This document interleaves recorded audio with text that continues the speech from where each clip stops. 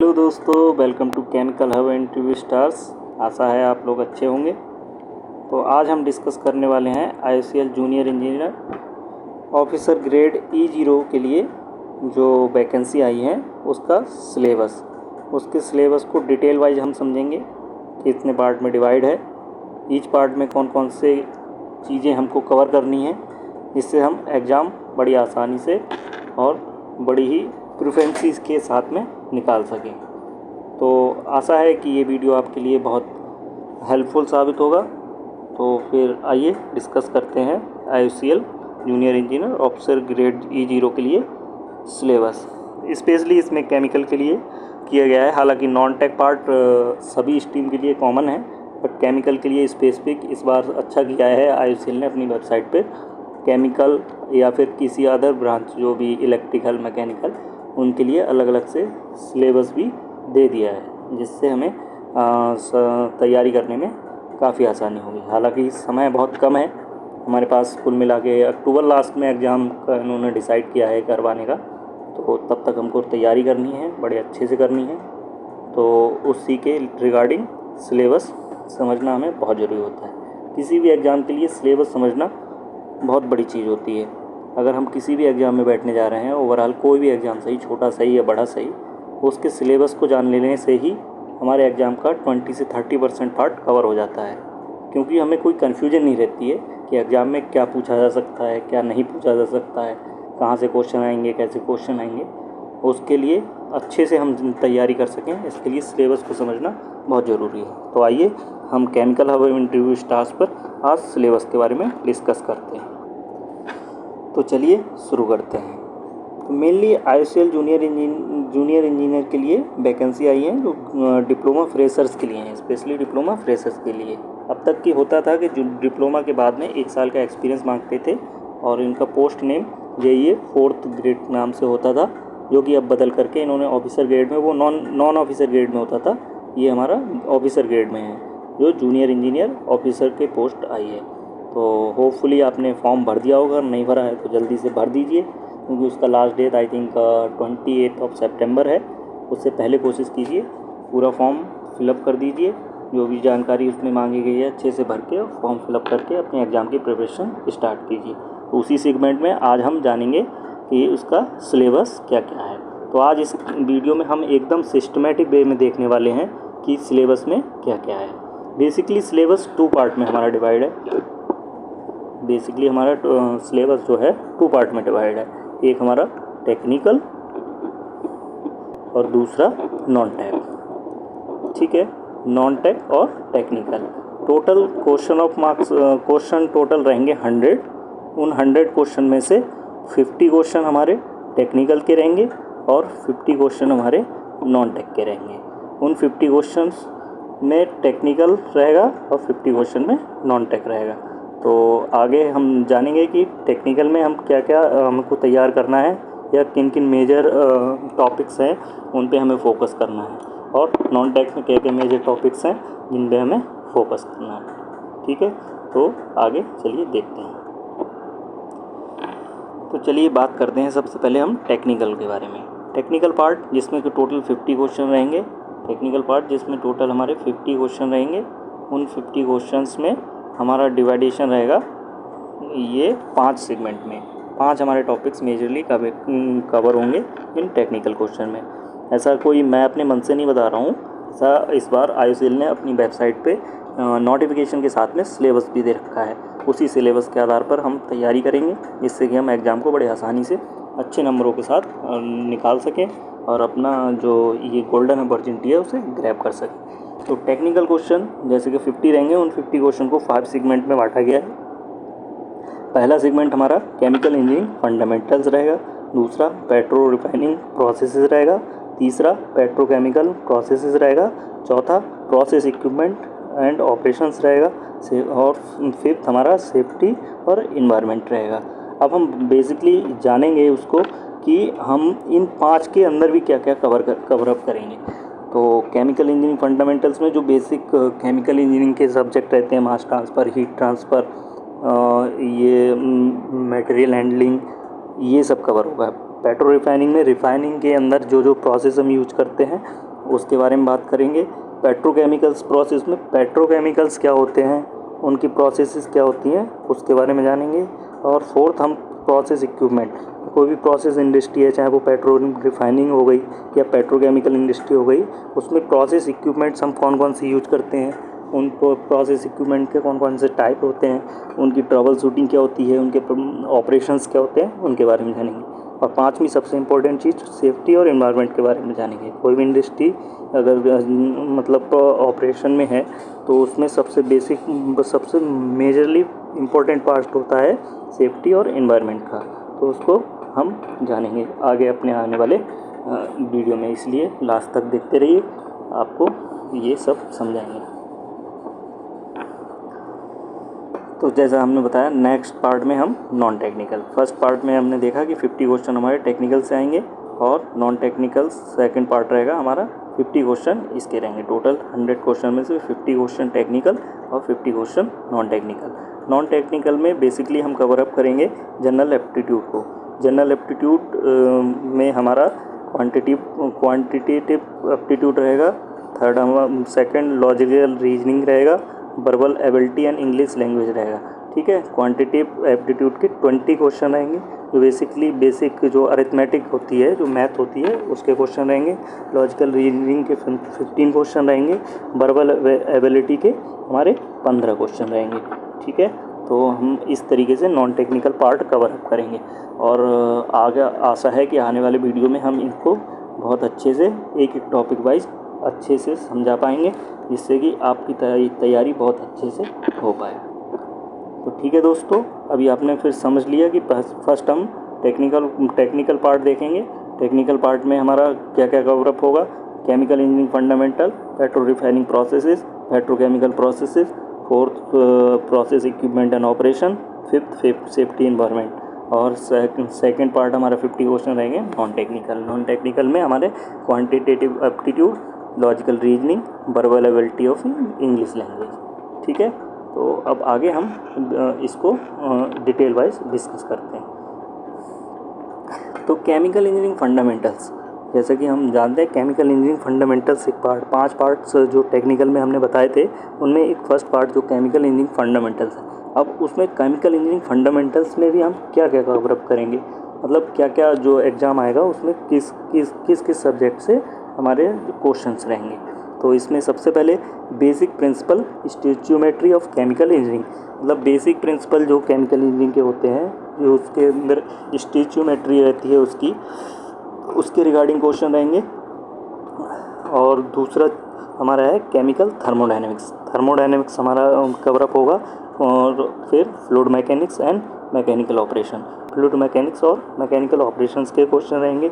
और हाँ, मैं ये चीज़ बताना चाहता हूँ दोस्तों, ये एग्ज़ाम जो है वो मतलब मल्टीपल चॉइस रहेगा हमारा, मीन्स हमारा एक क्वेश्चन रहेगा, उसके 4 ऑप्शन रहेंगे, उनमें से कोई एक सही रहेगा। और साथ ही इस बार नेगेटिव मार्किंग भी है दोस्तों, हाँ ये बात ध्यान रखनी है, इस बार नेगेटिव मार्किंग भी है, तो हमें गलत क्वेश्चन को मार्कअप करने से बचना है। अगर हम गलत क्वेश्चन मार्कअप करते हैं तो वो हमारे सही क्वेश्चन में से भी मार्क्स लेके जाएगा। तो हम ज़्यादातर कोशिश करेंगे जो सही है, जिस पे श्योर हैं, उसी को हम मार्कअप करें, अन्यथा हमारे मार्किंग जो है उस पर इफ़ेक्ट पड़ेगा और हम स्कोर अच्छा नहीं कर पाएंगे।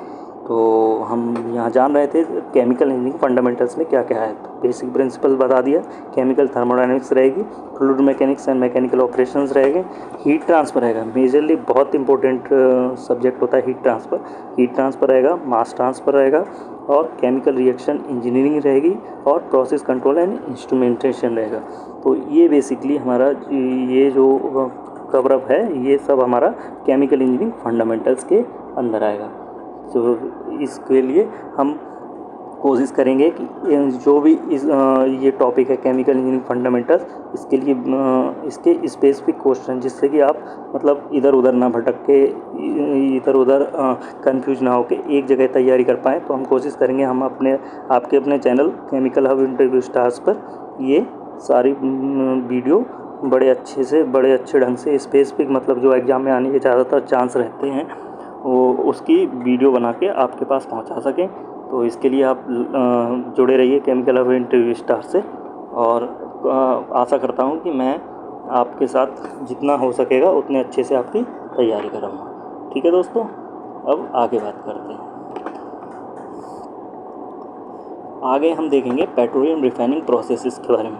अब पेट्रोलियम रिफाइनिंग है, ऑब्वियसली जब इंडियन ऑयल आपको रिक्रूट कर रहा है तो इंडियन ऑयल का मेजर जो बिजनेस है वो पेट्रोलियम रिफाइनिंग का है। मतलब जो पेट्रोलियम प्रोडक्ट्स हैं उनके प्रोडक्शन का है। जो क्रूड ऑयल होता है हमारा, क्रूड ऑयल के डिस्टिलेशन करके जो भी हम प्रोडक्ट निकालते हैं उन प्रोडक्ट्स के बारे में जानेंगे। तो इस सेगमेंट में हम जानेंगे क्रूड ऑयल प्रॉपर्टीज़ के बारे में। अब क्रूड ऑयल है, सबसे मेजरली रॉ मटेरियल हमारा क्रूड ऑयल ही होता है पेट्रोलियम रिफाइनिंग में। उन क्रूड ऑयल की प्रॉपर्टीज़ क्या होती हैं, मतलब क्रूड ऑयल कितने टाइप के होते हैं, ठीक है, सोर और क्रूड ऑयल क्या होता है, स्वीट क्रूड ऑयल क्या होता है, फिर रिफाइनिंग ऑब्जेक्टिव हमारे क्या क्या होते हैं, सौर और क्रूड में क्या क्या फ़र्क होता है, उनको कहाँ कहाँ यूज करते हैं। ठीक है, तो ये सब जानेंगे। नेक्स्ट हम जानेंगे डिस्टिलेशन प्रोसेस के बारे में। मेजरली डिस्टिलेशन प्रोसेस क्या होती है, कितने टाइम की होती है। हालांकि इन्होंने इस बार स्पेसिफिक दे रखा है कि डिस्टिलेशन प्रोसेस में हम केवल 2 ही कवर करना है, एटमॉस्फेरिक डिस्टिलेशन और वैक्यूम डिस्टिलेशन। इसके बारे में स्पेसिफिक हम क्वेश्चन का आपको प्रैक्टिस सेट लेके आएंगे, जिससे आप अब बहुत अच्छे से तैयारी कर पाएंगे। ठीक है, तीसरा हम जानेंगे कैटलिक रिफॉर्मिंग। कैटलिक रिफॉर्मिंग क्या होती है, किस तरीके से मतलब रिफाइनिंग में हम इसको यूज करते हैं, और रिफॉर्मिंग के साथ साथ हम जानेंगे आइसोमराइजेशन के बारे में। अभी बिल्कुल घबराने की ज़रूरत नहीं है, हालांकि अभी बहुत बड़े बड़े शब्द लग रहे होंगे दोस्तों, मगर ये कुछ नहीं है। अगर हम प्रॉपर वे में तैयारी करेंगे तो ये बहुत ही आसान, बहुत ही अच्छे तरीके से हम समझ लेंगे और होपफुली एग्जाम में बहुत अच्छे मार्क्स करते हैं। ठीक है दोस्तों, नेक्स्ट हम जानेंगे फ्लूइड कैटालिटिक क्रैकिंग के बारे में, जिसे FCC शॉर्ट फॉर्म में बोलते हैं हमारा। तो उसके बारे में जानेंगे कि ये क्या होता है, कैसे होता है, इसमें कैसे मतलब क्या टेम्परेचर, प्रेशर, वो सारी चीज़ें हम डिटेल वाइज समझाएंगे, कोई दिक्कत नहीं है। इस वीडियो के बाद नेक्स्ट वीडियोस जो भी आएंगी वो इस सिलेबस के आधार पे ही आएंगी। ठीक है दोस्तों, नेक्स्ट हम जानेंगे हाइड्रो क्रैकिंग, हाइड्रो ट्रीटिंग क्या होती है, हाइड्रो क्रैकिंग क्या होती है, एल्कलाइनेशन क्या होता है, आइसोमराइजेशन क्या होता है, फिर रिफाइनिंग यूटिलिटीज़ के बारे में जानेंगे। रिफाइनिंग प्रोसेस इंडस्ट्रीज़ में यूटिलिटीज़ कौन कौन सी यूज होती हैं। कूलिंग वाटर हो गया, हमारा स्टीम सिस्टम हो गया, इसी तरीके से हमारा नाइट्रोजन हो गया, और मतलब बहुत सारी यूटिलिटीज़ होती हैं। उनके बारे में जितने भी पॉसिबल क्वेश्चन हो सकेंगे उतना का सेट हम प्रैक्टिस सेट लेके आएंगे, जिससे आपकी तैयारी और अच्छे से बेहतर ढंग से कराई जा सके। ठीक है दोस्तों, तो हम अब जान चुके हैं कि पेट्रोलियम रिफाइनिंग प्रोसेस के बारे में हम क्या क्या पढ़ने वाले हैं। ठीक है दोस्तों, चलिए आगे बात करते हैं। आगे बात करेंगे हम पेट्रोकेमिकल प्रोसेस के बारे में। जैसा कि आपको दोस्तों पता है कि पेट्रोलियम रिफाइनिंग एक मेजर प्रोसेस है। इंडियन ऑयल हो गया, HPCL हो गया, या कोई भी मेजर, रिलायंस हो गया, ONGC हो गया, इनका पेट्रोलियम रिफाइनिंग मेजर बिजनेस है। साथ साथ अभी क्या है कि ये कॉम्पिटिटिव वर्ल्ड में पेट्रोकेमिकल्स की डिमांड बहुत ज़्यादा बढ़ती जा रही है। जैसा कि दोस्तों आप देखते हैं कि हर चीज़ तो हम प्लास्टिक पे ही निर्भर हैं, तो वो प्लास्टिक बनता कैसे है। ठीक है, तो बेसिकली वो कोई भी प्लास्टिक है जो कैसे बनेगा, पॉलीमराइजेशन से बनेगा। अब पॉलीमराइजेशन भी, पॉलीमर कहाँ से बनता है, पॉलीमर के लिए हमारे रॉ मटेरियल क्या होता है, एथिलीन। एथिलीन कहाँ से आता है, एथिलीन हमारा नेफ्था से गिरा होता आता है। नेफ्था कहाँ से आता है, नेफ्था हमारा जो है मतलब रिफाइनरी से मिलता है। तो इस तरीके से जोड़ के हम जानेंगे किस तरीके से पेट्रोकेमिकल का प्रोसेस क्या क्या होता है। पेट्रोकेमिकल में बेसिक जो हमारे प्रोसेस होते हैं वो जानेंगे, बेसिक जानेंगे। पेट्रोकेमिकल का बेसिक क्या होता है कि पेट्रोकेमिकल्स होते क्या हैं, ठीक है, इनका यूज कहाँ कहाँ है, इनकी प्रॉपर्टीज़ क्या क्या होती है, वो सारी चीज़ें। नेक्स्ट हम जानेंगे स्टीम क्रैकिंग क्या होती है। एथिलीन, मैंने बताया ना दोस्तों, एथिलीन से हमारा कोई भी पॉलीमर है वो एथिलीन से बनाते हैं। तो एथिलीन का प्रोडक्शन कैसे होता है, स्टीम क्रैकिंग का उसमें क्या रोल रहता है, ये सारी चीज़ें हैं। नेक्स्ट हम बात करेंगे पॉलीमराइजेशन प्रोसेस। अब हमारी एथिलीन तो हमें मिल गई, ठीक है, हमने जान लिया कि एथिलीन क्या होती है। उसके साथ साथ हम जानेंगे पॉलीमराइजेशन प्रोसेस। पॉलीमराइजेशन प्रोसेस क्या होती है, पॉलीमर किस तरीके से बनाए जाते हैं, कितने टाइप के पॉलीमर होते हैं, तो वो सारी चीज़ जानेंगे। जिसमें हम बेसिकली फोकस करेंगे पॉलीप्रोपिलीन, जिसको PP भी बोलते हैं, शॉर्ट फॉर्म में PP भी बोलते हैं, और पॉलीइथाइलिन। ठीक है, पॉलीप्रोपिलीन और पॉलीइथाइलिन। पॉलीइथाइलिन में हम SDP हो गया हमारा, हाई डेंसिटी पॉलीइथाइलिन, ठीक है, LDP हो गया, लो डेंसिटी पॉलीइथाइलिन। ठीक है, तो इन सब के बारे में हम बहुत अच्छे से जानेंगे और इसके बेस पे जितने भी पॉसिबल क्वेश्चन हो सकेंगे वो हम प्रैक्टिस सेट में अपने करवाएंगे। तो उसके लिए अब बस आपको करना क्या है, आपको बस कैनकल हब एंड इंटरव्यू स्टार से जुड़े रहना है। जुड़े रहने के लिए आपको क्या करना है कि जो भी इसके अपकमिंग वीडियो हों उसके अपडेट के लिए आपको सब्सक्राइब करके रखना है। अगर आप सब्सक्राइब करके रखेंगे तो आपको जो भी वीडियो आएगी वो टाइम टू टाइम मिलती रहेगी और हमें भी मोटिवेशन मिलेगा, जिससे कि हम और आगे आपकी तैयारी को और अच्छे से करा सकें। ठीक है, तो उसके लिए आप वीडियो को लाइक करते रहिए और कोशिश कीजिए जो भी आपके दोस्त हैं, फ्रेंड्स हैं, उनको शेयर करते रहिए, जिससे तैयारी बहुत अच्छे से की जा सके। और नेक्स्ट हम बात कर रहे थे अभी पॉलीमराइजेशन प्रोसेस के बारे में। पॉलीमराइजेशन प्रोसेस हम समझने के बाद में फिर जानेंगे हम एरोमेटिक्स क्या होते हैं। एरोमेटिक्स क्या होते हैं, ठीक है, उनके प्रोडक्शन कैसे क्या होता है। एरोमेटिक्स जैसे बेंजीन हो गया, टॉयलिन हो गया, जाइलिन हो गया, ये सब क्या होते हैं, इनके बेसिक प्रॉपर्टीज़ क्या होती हैं, इनके बॉइलिंग पॉइंट्स क्या होते हैं, या फिर ये इनके स्ट्रक्चर कैसा क्या होता है, इनकी प्रॉपर्टीज़ क्या क्या होती हैं, वो सारी चीज़ें जानेंगे। इनसे रिलेटेड जो भी क्वेश्चन होंगे प्रैक्टिस सेट में लेके आएंगे, जिससे आप बहुत अच्छे से वीडियो देख के मतलब अच्छा एग्जाम में परफॉर्म कर सकते हैं। ठीक है, तो एरोमेटिक हो गया। एरोमेटिक के बाद में फिर हम ओलिफिन्स और उसके डेरिवेटिव्स के बारे में जानेंगे। ठीक है, और डेरिवेटिव्स के बारे में जानेंगे, साथ साथ फिर हम जो वेरियस टाइप के पेट्रोकेमिकल्स होते हैं, पेट्रोकेमिकल्स बहुत टाइप के होते हैं, उनका प्रोडक्शन कैसे होता है, उनकी प्रोडक्शन प्रोसेस क्या है, उनकी प्रॉपर्टीज़ क्या होती हैं। ठीक है, वो सारी चीज़ें जानेंगे। उसके साथ साथ हम उससे रिलेटेड जितने भी क्वेश्चन रहेंगे बड़े अच्छे से डिटेल वाइज डिस्कस करेंगे। ठीक है दोस्तों, तो अब हम पेट्रोकेमिकल प्रोसेस के बारे में इस तरीके से ये सब कवर अप करेंगे। साथ साथ पेट्रोल रिफाइनिंग हमने देख ही लिया। पेट्रोल रिफाइनिंग में हमारा मेजरली ये रहेंगे, और साथ साथ हम बात करेंगे जब पेट्रोकेमिकल प्रोसेस के बारे में, तो हम बेसिकली ये सारी चीज़ें कवर अप करेंगे। ठीक है, अब डिटेल वाइज ईच टॉपिक को डिटेल वाइज पढ़ा पाना अभी तो इतने कम समय में पॉसिबल नहीं है दोस्तों।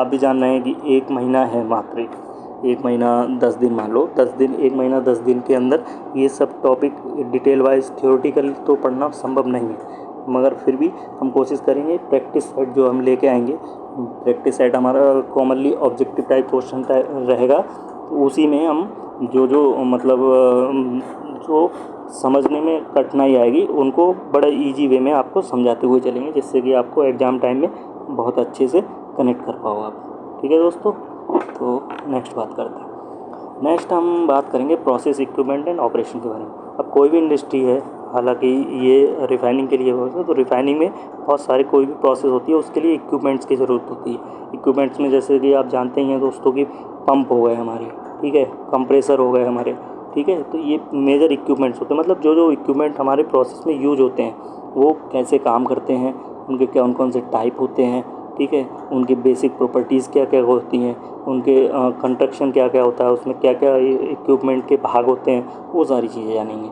ठीक है, पंप हो गया, कंप्रेसर हो गया, यही सब। फिर नेक्स्ट हम फायर हीटर के बारे में पढ़ेंगे। फायर हीटर से रिलेटेड जो क्वेश्चन है उनके बारे में पढ़ेंगे। कंप्रेसर्स बता ही दिया, कंप्रेसर्स टाइप और ऑपरेशन के बारे में पढ़ेंगे। डिस्टिलेशन कॉलम्स के बारे में पढ़ेंगे, जिसमें हमारा ट्रे एंड पैक्ड कॉलम हो गया। Tray and packed column majorly use होता है, ठीक है, कॉमन टाइप है, तो इसके बारे में डिटेल वाइज जितने भी क्वेश्चन इससे रिलेटेड हो सकेंगे वो हम कोशिश करेंगे हम अपने प्रैक्टिस सेट में ला पाएँ। ठीक है दोस्तों, नेक्स्ट हम बात करेंगे रिएक्टर के टाइप क्या क्या होते हैं, रिएक्टर का ऑपरेशंस कैसे क्या होता है उनके बारे में, और heat exchanger major most important part होता है किसी भी इंडस्ट्री के लिए, या फिर स्पेशली रिफाइनिंग प्रोसेस या पेट्रोकेमिकल इंडस्ट्री में हीट एक्सचेंजर का मेजर रोल होता है। ठीक है, तो हीट एक्सचेंजर के टाइप क्या क्या होते हैं, ऑपरेशंस उनके क्या क्या होते हैं, उनके मेंटेनेंस क्या क्या होता है, उनमें क्या क्या ट्रबल शूटिंग हो सकती है, वो सब सारी चीज़ों के बारे में हम बहुत अच्छे से मतलब क्वेश्चन लेके आएंगे और उन्हें डिस्कस करेंगे, इससे आपकी तैयारी बहुत अच्छे से कराई जा सके। ठीक है दोस्तों, तो प्रोसेस इक्विपमेंट में हम क्या क्या कवर करने वाले हैं। हमारा पंप हो गया, ठीक है, कंट्रोल पंप हो गया, पंप के कंट्रोल हो गया, वो सारी चीज़ें, फायर हीटर हो गया, कंप्रेसर हो गया, डिस्टिलेशन कॉलम हो गया, रिएक्टर्स हो गए, हीट एक्सचेंजर्स हो गए, इन सब के बारे में। ठीक है, और इसके बाद फिर हम, जैसा कि मैंने शुरुआत में ही बोला था, किसी भी इंडस्ट्री के लिए सेफ्टी बहुत ज़रूरी होती है। हालांकि हमें अगर कोई भी इंडस्ट्री लगती है तो अपने आसपास के एनवायरनमेंट को इस ऑब्वियस है कि वो हार्म तो करेगी, ठीक है। तो वहाँ का एनवायरनमेंट कहीं ना कहीं इफ़ेक्ट होगा।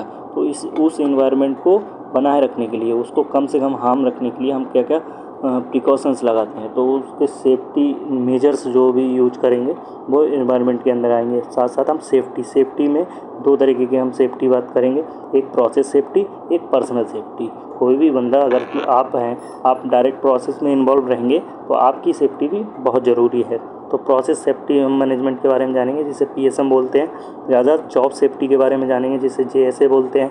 हैजॉब जानेंगे, हैजॉब क्या होता है, ठीक है। और हजार्ड्स आइडेंटिफिकेशन है, रिस्क असेसमेंट के बारे में जानेंगे। कोई भी प्रोसेस में इन्वॉल्व होने से पहले हमको पता होना चाहिए उसमें क्या क्या हजार्ड्स हो सकते हैं, ठीक है, उनका क्या क्या रिस्क हो सकते हैं, उनके बारे में जानेंगे। उससे रिलेटेड जो भी क्वेश्चन होंगे वो सबसे अच्छे से कराए जाएंगे। साथ ही सेफ्टी हजार्ड्स मटेरियल, कोई भी मटेरियल जब हम यूज़ कर रहे हैं, केमिकल्स यूज़ कर रहे हैं, तो उसमें हमारी सेफ्टी हैंडलिंग कैसे क्या होती है उसके बारे में जानेंगे। साथ साथ हम environment regulation and consideration in a refinery petrochemical plant, मतलब रिफाइनरी और पेट्रोकेमिकल प्लांट में कोई भी इन्वायरमेंटल रेगुलेशंस क्या क्या होते हैं उनके बारे में जानेंगे। उनसे रिलेटेड जो भी क्वेश्चन प्रीवियसली आ चुके हैं या फिर जो भी क्वेश्चन मोस्टली पॉसिबल हैं कि आ सकते हैं एग्जाम में, उन सब के बारे में हम बहुत अच्छे से समझेंगे, ठीक है दोस्तों।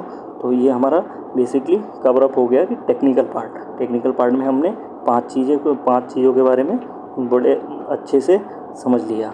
अभी दोस्तों ये सिलेबस डिस्कशन है, ये कोई क्लास नहीं है, तो इसलिए डरने की ज़रूरत नहीं है। हालांकि यहाँ सिलेबस बहुत इंपॉर्टेंट पार्ट होता है। सिलेबस को अगर हमने समझ लिया कि हम आगे पढ़ने के वाले हैं, तो आपको प्रॉपर दिशा मिल जाती है कि हम किस तरीके से क्या पढ़ने वाले हैं, कैसे पढ़ने वाले हैं, कहाँ से ज़्यादा क्वेश्चन आ सकते हैं, कहाँ से कम क्वेश्चन आएंगे, कौन सी टॉपिक पे हमें ज़्यादा फोकस करना है, कौन से पे कम फोकस करना है, इसके बारे में अच्छे से जानकारी मिल जाती है केवल हमारा सिलेबस जानने भर से, ठीक है दोस्तों। तो ये हमारा टेक्निकल पार्ट कवर अप हो गया कि टेक्निकल में हम क्या क्या पढ़ने वाले हैं, क्या क्या रिलेटेड क्वेश्चन हम कवर अप करने वाले हैं, ठीक है दोस्तों।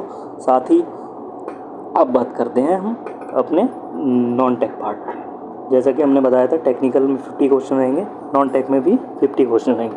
उन 50 क्वेश्चंस में भी सब कैटेगराइज करेंगे। तो हमारा 4 पार्ट में हमने कवर अप किया था, जिसमें सबसे पहला पार्ट था क्वांटिटेटिव एप्टीट्यूड बेसिकली मैथ जो रहता है हमारा अरिथमेटिक लेवल का, इसमें आपने पढ़ा होगा एवरेज, सिंप्लीफिकेशन, ठीक है। तो ये सारी चीज़ें हमारी क्वांटिटेटिव एप्टीट्यूड में कवर अप होंगी। इसके 20 क्वेश्चन होंगे। हालांकि दोस्तों देख सकते हैं आप 50 क्वेश्चन टोटल नॉन टेक के हैं, 50 में से 20 क्वेश्चन केवल हमारा QA से लेके हैं, क्वांटिटेटिव एप्टीट्यूड से लेके। तो इससे आप अंदाज़ा लगा सकते हैं कि ये बहुत ही इम्पोर्टेंट हमारा टॉपिक रहने वाला है। इसके अंदर हम कवर अप क्या करेंगे कि हालांकि उन्होंने अपने सिलेबस में बताया नहीं है कि क्वांटिटेटिव एप्टीट्यूड के साथ अंदर क्या क्या आएगा। जैसे कि टेक्निकल पार्ट में इन्होंने बता रखा है, ऐसा उन्होंने नॉन टेक पार्ट में नहीं बताया। बट फिर भी हम प्रीवियसली एग्ज़ाम के बेस पे हम देख सकते हैं कि ये हमारे क्या क्या पूछा जा सकता है। इसमें क्वांटिटेटिव एप्टीट्यूड में मेजरली हम कवर अप करेंगे सिंप्लीफिकेशन को, परसेंटेज को, ठीक है, रेशियोज़ को, एवरेज को, टाइम एंड वर्क को, टाइम एंड डिस्टेंस को, simple interest and compound interest को, प्रॉफिट एंड लॉस को और DI को, ठीक है दोस्तों। तो इन सब चीज़ों को अगर हम कवर अप कर लेंगे तो आशा है इससे हम बहुत अच्छे मार्क्स गेन कर पाएंगे, क्योंकि इसमें बेसिकली क्या है कि हम अगर फार्मूला बेस अगर क्वेश्चन हल करना सीख जाएंगे, अगर हमको पता रहेगा कि फार्मूला कहाँ पे कौन सा लगता है, कम समय में मतलब हम कितना अच्छा कर सकते हैं, तो वो हमारा क्वांटिटेटिव एप्टीट्यूड बहुत अच्छे से कवर अप कर सकते हैं। मैं आपको बता रहा हूँ दोस्तों, ये बहुत ही इम्पोर्टेंट और बहुत ही आसानी से किया जाने वाला पार्ट है। किसी भी एग्ज़ाम में क्वांटिटेटिव एप्टीट्यूड है वो आपकी स्पीड को चेक करता है, आप कम समय में कितने ज़्यादा से ज़्यादा मार्क्स गेन कर सकते हो, तो आपका क्वांटिटेटिव एप्टीट्यूड ही डिसाइड करेगा, ठीक है। टेक्निकल पार्ट तो मोर और लेस सबका सेम होता है, ठीक है, बट क्वांटिटेटिव एप्टीट्यूड जो मैथ के क्वेश्चन होते हैं वो आपकी बौद्धिक स्तर को दर्शाता है कि आप कितने मतलब अवेयर हैं किसी भी चीज़ को लेके। सिंप्लीफिकेशन, परसेंटेज, रेशियो, ये आपके दिमाग चलाने की क्षमता को दर्शाता है। तो ये 20 क्वेश्चन रहेंगे। आशा है आप 20 में से 18-19 क्वेश्चन भी अगर सही कर लेते हैं, 18-19 क्वेश्चन सही कर लेते हैं, तो ये आपके 18-19 मार्क्स पूरे पक्के हो जाएंगे, ठीक है दोस्तों। तो इसलिए हम इस पर बेसिक फोकस करेंगे। इससे रिलेटेड जो भी हमारे प्रैक्टिस क्वेश्चन का सेट है उसके लिए अलग से वीडियो हम बहुत अच्छे से लेके आएंगे, आपको बहुत हेल्प मिलने वाली है। ओके दोस्तों, ठीक है। फिर टेक्निकल नॉन टेक्निकल में ये हमारा पहला पार्ट हो गया क्वांटिटेटिव एप्टीट्यूड, जिसके 20 क्वेश्चन रहेंगे। अगले पार्ट की बात करते हैं। अगला पार्ट दोस्तों लॉजिकल रीजनिंग। हालांकि ये भी उतना इम्पोर्टेंट है जितना कि क्वांटिटेटिव एप्टीट्यूड है, बट इसमें हम बेसिकली कुछ कह नहीं सकते लॉजिकल रीजनिंग कहाँ से पूछा जा सकता है, मगर फिर भी हम कुछ बेसिक उसके टॉपिक्स रहते हैं, अगर इनको कवर अप कर लेंगे, जैसे कि सीरीज सिस्टम हो गया, कोडिंग डिकोडिंग हो गया, ब्लड रिलेशन हो गए, डायरेक्शन टेस्ट हो गए, ठीक है, इनइक्वलिटी हो गई, सीटिंग अरेंजमेंट हो गया, पजल्ट हो गया, इन सब को अगर कवर अप कर लेंगे तो आशा है कि इसके जो 15 क्वेश्चन आएंगे, हमारे जो 15 क्वेश्चन आएंगे, सॉरी दोस्तों, ये जो 15 क्वेश्चन आएंगे, तो आशा है हम 15 में से अगर 13-14 नहीं तो 12-13 अगर क्वेश्चन सही हम कर लेते हैं तो बहुत अच्छा स्कोर कर सकते हैं एग्ज़ाम में, हम बहुत अच्छा स्कोर कर सकते हैं। तो इसके रिलेटेड भी बहुत अच्छी वीडियो आपको मिलने वाली है दोस्तों। उसके लिए आप बस केमिकल हब इंटरव्यू स्टार से जुड़े रहिए, ठीक है दोस्तों। आगे बात करते हैं। नेक्स्ट हमारा नॉन टेक का लास्ट पार्ट, जो थर्ड लास्ट पार्ट है, वो है verbal ability of English language. हालांकि दोस्तों अब तक के एग्ज़ाम जितने भी होते थे, जो हमारे डिप्लोमा लेवल पे होते थे, उसमें इंग्लिश लैंग्वेज IOCL नहीं पूछता था, बट इस बार इंग्लिश लैंग्वेज IOCL ने सिलेबस में दिया है। उसका मेजर रीज़न ये है कि पहले वो नॉन ऑफिसर कैटेगरी में लेता था आपको, ठीक है। नॉन ऑफिसर कैटेगरी में इंग्लिश का इतना ज़्यादा यूज नहीं होता था, क्योंकि आप डायरेक्टली प्लांट के इन्वॉल्व रहते थे, तो आपको टेक्निकल नॉलेज पे ज़्यादा फोकस किया जाता था। इसीलिए 70-30 का रेशियो रहता था, जिसमें 70 हमारे टेक्निकल रहते थे और 30 हमारे नॉन टेक्निकल रहते थे। बट इस बार चूँकि ये जूनियर इंजीनियर यानी कि ऑफिसर पोस्ट के लिए है, तो इस बार इसने आपको 15 नंबर या 15 क्वेश्चन हमारे को इंग्लिश के दिए हैं, ठीक है। अब इंग्लिश में हमको बेसिकली क्या करना है, इंग्लिश में अगर हमको बेसिक प्रोफेंसी देखी जाएगी, आपको इंग्लिश समझ आती है कि नहीं, क्योंकि आगे आप जॉब में जाएंगे तो आपको ईमेल्स करने रहेंगे, ईमेल या बॉस के पास से या फिर कहीं से ईमेल अगर आपके पास आते हैं उनको समझना रहेगा, उनको रिप्लाई करना रहेगा। तो बेसिक आपको पता होना चाहिए कि इंग्लिश में मतलब हम थोड़ा बहुत जानना ज़रूरी है। उसके लिए हम क्या है, बेसिक ग्रामर पता होना चाहिए, ठीक है। बेसिक ग्रामर पे अगर फोकस करेंगे तो हम इंग्लिश अच्छा कर पाएंगे, ठीक है। जो बेसिकली 10th लेवल तक की ग्रामर रहेगी, कोई इतना ज़्यादा डरने की बात नहीं है। इस 15 क्वेश्चन में से भी अगर 10 क्वेश्चन हम अच्छे कर पा रहे हैं तो काफ़ी है दोस्तों, ज़्यादा डरने की ज़रूरत नहीं है। बाकी इसकी प्रैक्टिस के लिए आपको वीडियो बहुत अच्छी वीडियो आएंगी, उसके लिए बेफिक्र रहें। आप अगर उतना ही करके जाएंगे तो आप एग्ज़ाम में आराम से 9-10 क्वेश्चन सही कर पाएंगे, ठीक है। जिसमें इंग्लिश में हम बेसिकली कवर करने वाले हैं एरर स्पॉटिंग। अगर कोई भी सेंटेंस है उसमें ग्रामेटिकली क्या क्या एरर है, ठीक है, तो उसको एरर स्पॉटिंग जो भी क्वेश्चन रहेंगे पॉसिबल उसके बात करेंगे। रीडिंग एंड कंप्रिहेंशन, हो सकता है रीडिंग एंड कंप्रिहेंशन आए, मगर इसका कोई ज़रूरी भी नहीं है कि नहीं आए, क्योंकि हमारा एग्ज़ाम जो है वो टोटल 2 आवर्स का होने वाला है। तो 2 आवर्स में ये सब पॉसिबल नहीं है कि रीडिंग कंप्रिहेंशन दे देंगे तो मतलब हम इतने अच्छे से कर पाएँ। तो हो सकता है रीडिंग कॉम्प्रिहेंशन अगर आता है तो ये बहुत अच्छी बात है, क्योंकि रीडिंग कॉम्प्रिहेंशन का मतलब है एक आपको पैसेज दे दिया जाएगा इंग्लिश का, उस पैसेज के आधार पे आपसे 3 या 4 क्वेश्चन पुटअप कर लिए जाएंगे। तो ये बहुत अच्छा होता है। इसके लिए आपको ज़्यादा मतलब प्रिपेयर करने की ज़रूरत नहीं रहती है। बेसिकली आपको जो पैराग्राफ दिया है उस पैराग्राफ को ही आप अच्छे से पढ़ के बाकी दिए हुए जो 3-4 क्वेश्चन हैं उनको सही कर सकते हैं, ठीक है दोस्तों।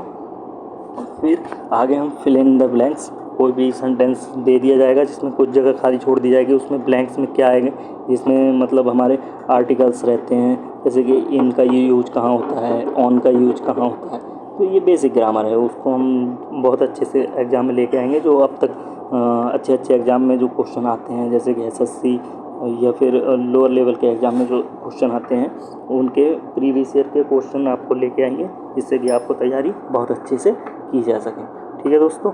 आगे हम फिर बात करेंगे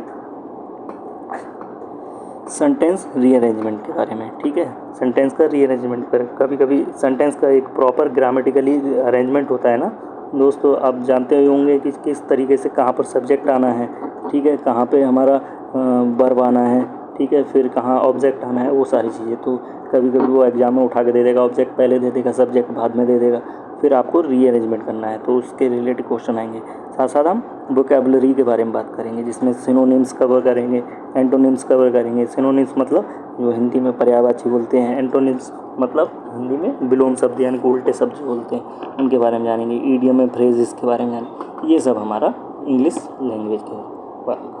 तो यहाँ हमारा नॉन टेक्निकल भी कवर अप हो जाएगा। ठीक है दोस्तों, तो फिर आपको आशा है कि मतलब आपको समझ आया होगा। एक बार मैं फिर से रिवाइज कर देता हूँ। ठीक है दोस्तों, एक सेकेंड। हाँ, तो ये 50 क्वेश्चन हमारे टेक्निकल रहेंगे, 50 क्वेश्चन टेक्निकल और 50 क्वेश्चन हमारे नॉन टेक्निकल। ठीक है, टेक्निकल में हम क्या क्या कवर अप करने वाले हैं? Chemical engineering fundamental, petro refining process, petrochemical process, process equipment and operation, safety, environment. इसके डिटेल वाइज जो भी वीडियो है बहुत जल्दी आपके अपने channel chemical hub interview star पर मिल जाएगी। बस आपको सब्सक्राइब करके रखना है, साथ साथ आपको लाइक और शेयर करते रहना है, जिससे कि हमें भी मोटिवेशन मिलता रहे दोस्तों। ठीक है, आगे नॉन टेक, जिसके बारे में हम बता ही चुके हैं। नॉन टेक में हम क्या क्या कवर अप करने वाले हैं?